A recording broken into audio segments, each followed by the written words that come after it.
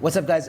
It is 11:15. I just finished all my calls, wrapped up my day, but we're gonna dive back into the B word video because I feel like it's important that I give you my perspective of what they're talking about. So if you consider something like Bitcoin existing before YouTube, before Twitter, before Facebook, a lot of the business models that we have today would not be the same. We would certainly not have the dependency we have upon the advertising business model if Bitcoin existed pre-Twitter. And I think the amount of... I'm really curious what... Because Jack says that, you know, a lot of what he's saying right now is that if Bitcoin had existed before these businesses like Facebook and Twitter existed, that they would not have a need for advertising for revenue. I don't understand, and he doesn't really ever go into why that is. You know, again, I think that I don't know. I don't know if this is just Jack reaching a little bit on his stance that like Bitcoin is the only kind of crypto that we need, or if there's some logic to it. Let's get into the video a little bit more and see if he ever does come out with what he means by that. But so far, I don't understand how that would have made it different with not needing ad revenue. But maybe he'll get into it. Let's see. Of business models that enables, the amount of innovation it enables going forward, especially when you can consider the whole internet instead of going country by country by country by country, which you have to whenever you're dealing with finance. Okay. He just means, okay, so what he's talking about is that you would have been just able to market to a larger audience, not have to do certain demographics at once because you know, of course, like, you know, a lot of the financial systems only work country by country. And if you need to go to a different country, you have to set up different payment rails or whatever. And so it still doesn't give me the answer of why the advertising model wouldn't be relevant. You would just be able to expand quicker into other countries. A hallmark of Bitcoin is its fixed supply of 21 million coins. Elon referenced that earlier. It may be the first system that humans have created that humans cannot later change. Cathie, I'm curious, with your background in monetary history and macroeconomics, what are your thoughts on that type of system? Oh, well, I'll recount the story about Art Laffer and our going through the paper. And he said, as I said, first rules-based monetary system, global, ever. This is a very big idea. Once we had convinced him of the ecosystem itself. Now, this is the role that it's playing, given that the rule is a quantity rule, that 21 million units, is really a store of value role. So there are three roles of money. So when Cathie talks about a rule-based monetary system, basically in Bitcoin, all the rules are predefined. It's written into code, and this is why everyone trusts it so much. We all know that the fixed supply is that the most Bitcoins that will ever be mined would be 21 million.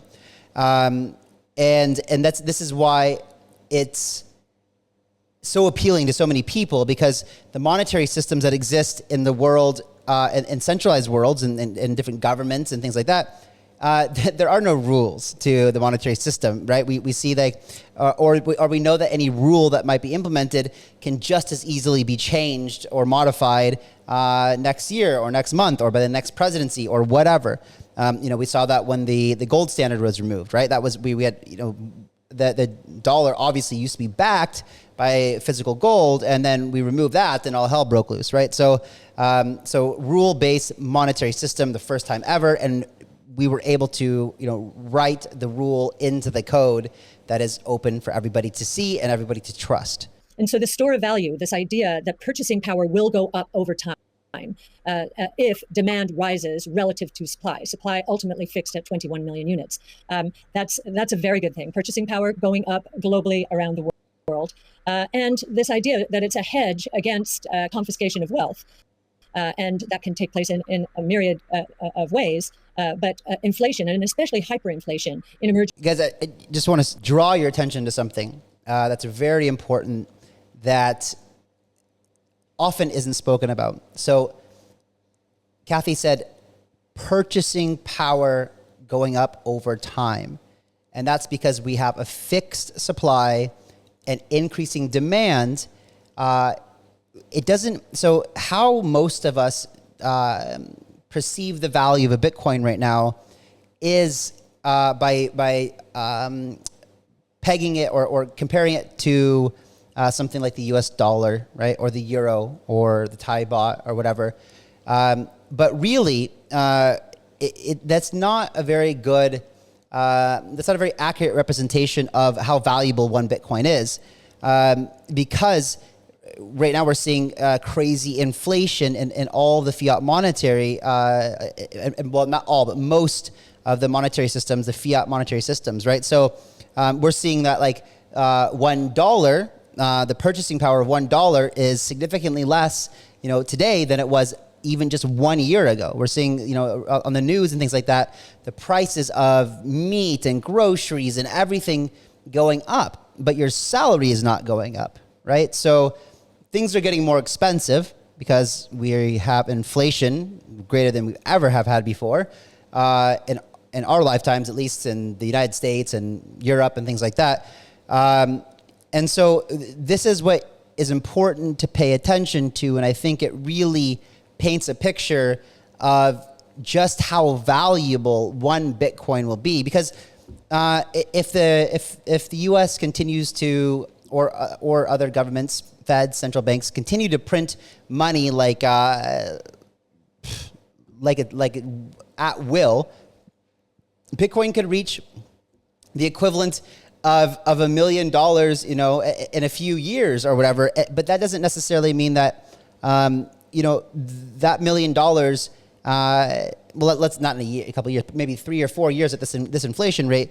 But it doesn't mean that like $1 million would still buy you the same house that it would have today, for example, right? It's the value of real estate in the United States has gone up, I think, by something like 22% in the last year.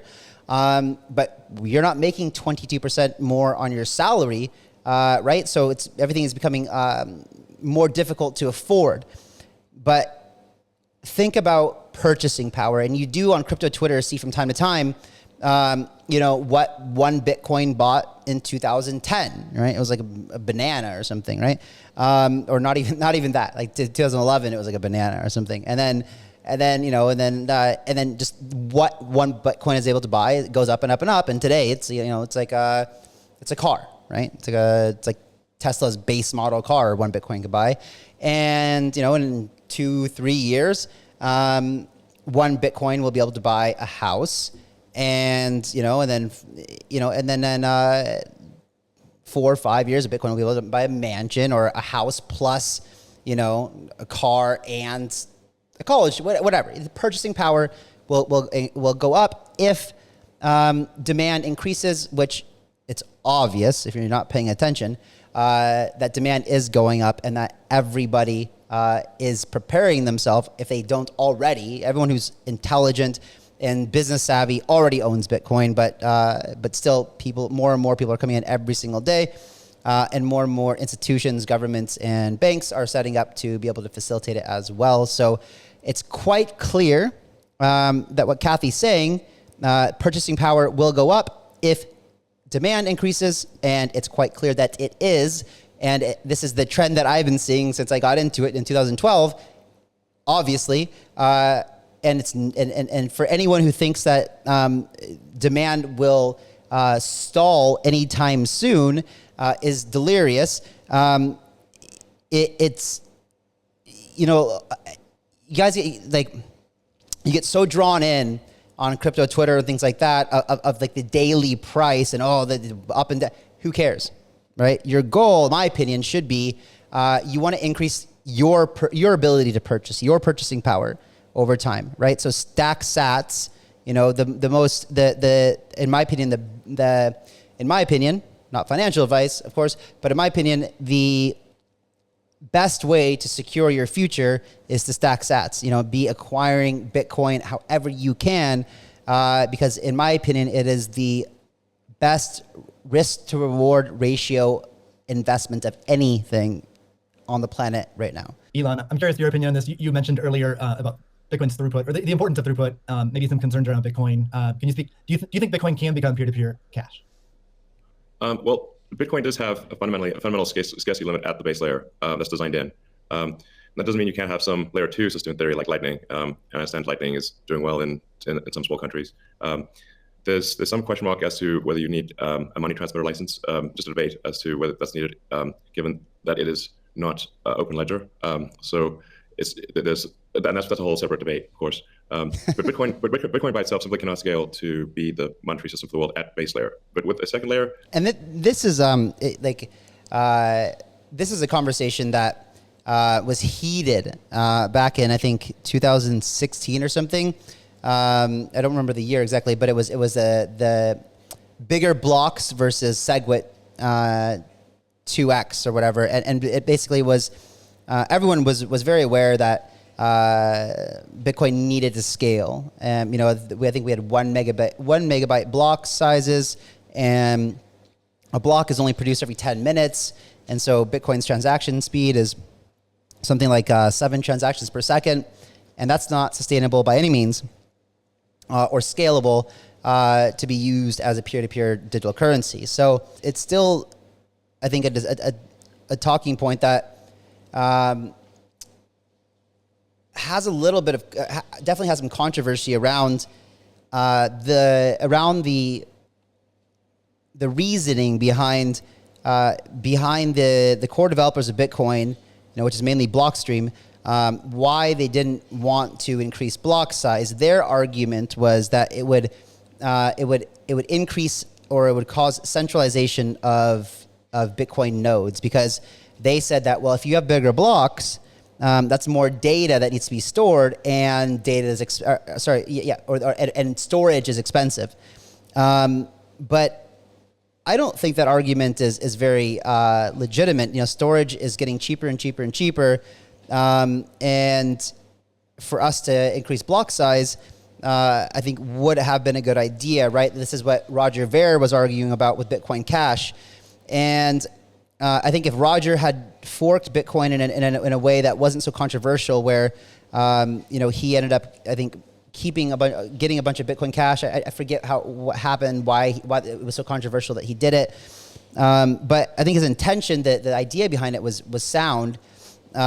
We should have bigger blocks. Maybe we should have dynamic block sizes, right? Where the block can be adjusted every single block to accommodate how many ever transactions need to be put inside of that block. So for some reason, we implemented SegWit, which was a good thing, and it enabled some other things to be built into Bitcoin base layer protocol. However, and it did make each transaction more efficient using less data, which means you could fit more transactions in every block. But it was a really weak scaling solution, and so we're still at this point today where Bitcoin is slow and expensive to use, and it's a problem. So that's why they're having a discussion right now of, and Lightning Network has some issues in its own right, and this is why Elon said you're not sure if you need a money transmitter license, because it's more private and not as transparent as the base layer protocol. So I still think it would be the best case if we had a peer-to-peer electronic cash that was scalable on the base layer and didn't require a layer 2, because layer 2s are not user-friendly. You have to, you basically have to commit a transaction to the main layer to get your asset into layer 2, and then when you want to get it off layer 2, you also have to pay transaction fees to get it back to the main layer. So this is a big problem still today, and there's people for and against the Lightning Network. If the Lightning Network becomes what is used as a standard for for peer-to-peer electronic cash,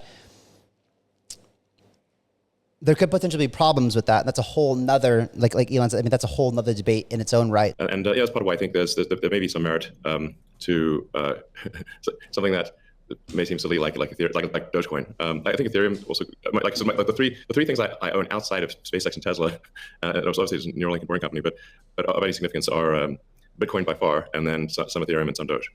So if the price of Bitcoin goes down, I lose money. I'm not sort of I might pump, but I don't dump. So, it's not a case of, I definitely do not believe in getting the price high and selling or anything like that. And I would like to see Bitcoin succeed.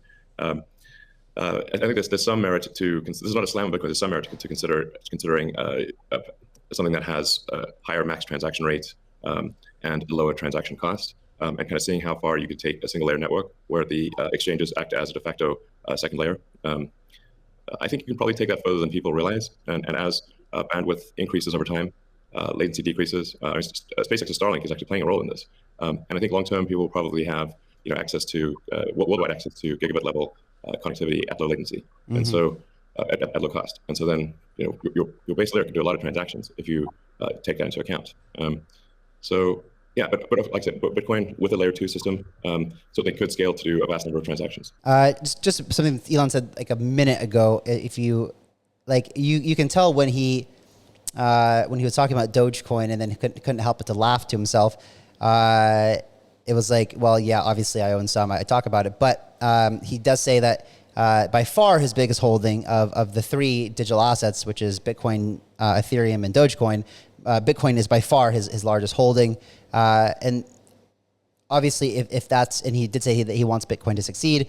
And if you notice on his shirt here, he says the evolution of money, and then of course the end of evolution, you have a human being, and you also have a Bitcoin. So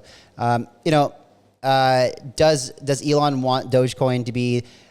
I don't think that he necessarily wants Dogecoin so much to be the currency, but I think he brings out the point that we do need what I was just saying. We do need higher throughput, faster transactions, and it would be nice to have that on the base layer protocol. I think he likes trolling Doge because it was a joke and the irony behind it. But I think he just wants to see something on the base layer, and I think because it just organically kind of happened, where people, the community elected Elon as like the CEO of Doge, he just kind of took it upon himself to take that role in like unofficially on a meme level, right? So, but the points are valid. If the Bitcoin development team doesn't want to make a peer-to-peer electronic cash that works on the base layer, I think that something else eventually will come along and do that. And maybe Bitcoin always goes down in history as a store of value, the digital gold, and maybe something else comes along and becomes the peer-to-peer electronic cash, because the second layer solutions there's a lot of problems with those, and they're not user-friendly. It doesn't make sense. You can easily scale the base layer protocol. All you would have to do is increase block times from 10 minutes to 1 minute or 30 seconds.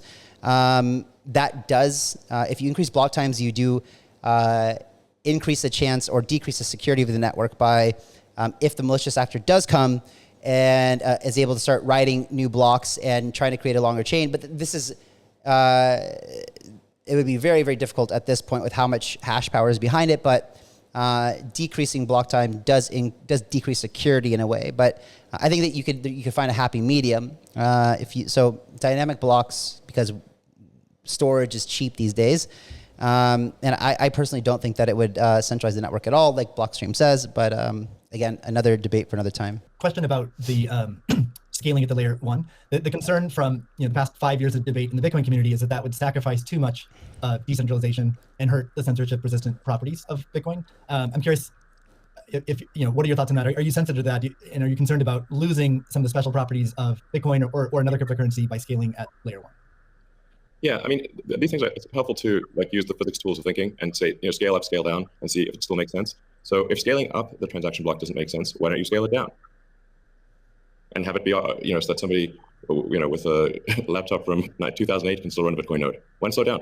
Oh, you want to slow down? Well, maybe you're at the wrong number then. There's actually people, there's members in the community. I have no idea what he was just saying. Scale down. I have no idea, but he thought it was hilarious. So. Yeah. Do you want to slow it down? but I understand. It's silly. The reality is, like, the average person is not going to run a Bitcoin node. So this is a and Bitcoin. It was a lot of clever ideas, but he was being sarcastic. Oh, Elon. Yeah, this. it's like the AI brain. These parameters were set, I don't know, what, in 2008 or something, maybe 2009. And there's been some improvements since then, but not a lot. So, it's sort of like there was still in 2008 there was still a non-trivial number of people on modems. So, now it is quite common to get 100 megabit connection just for a house. Some houses have gigabit connections. So, and that trend is obviously in the direction of higher bandwidth and lower latency. And if somebody else doesn't do it, Starlink certainly will. So I have high confidence that you will be able to maintain a decentralized finance system while still having a much bigger blockchain, aka ASCII text ledger, a hash ledger. You can make a hash ledger bigger without suffering from decentralization as the average connectivity improves, obviously. So basically, just Elon was just like he just validated everything I said from his opinion. That. And just notice that like he called out that the fact that like the logic that went into the 1 megabyte block sizes was created when Satoshi was building this back in 2008, or whatever, when Elon said that a lot of us still use dial-up modems at the time or whatever. So we've evolved dramatically, gigabit internet connections and cheap storage. So the argument that Blockstream has that it would centralize the network doesn't make any sense. Let's move on to the next topic, which is Bitcoin and energy. It's a really hot topic that lots of people are talking about. Let's start with Elon. You've been vocal on this. You've said that. And just so you guys know, the Bitcoin and energy discussion is not new. This did not stem with Elon. This has been something that has been discussed for a very long time. And in my personal opinion, if I have two things to say about this. One, that if there's one thing in the world that's worth spending energy on, it's a sovereign currency, definitely. And two, Bitcoin mining and Bitcoin incentivization is created in a way where the most efficient miners win. The most efficient miners win. So the less you spend on electricity and the faster that your GPU is, the higher, the more your profit margin becomes, and that's how you win in mining. So obviously people are going to opt for renewable energy as it becomes affordable, or if they can source it somewhere like in El Salvador from the geothermal, from the volcano, for example. You said many things about it.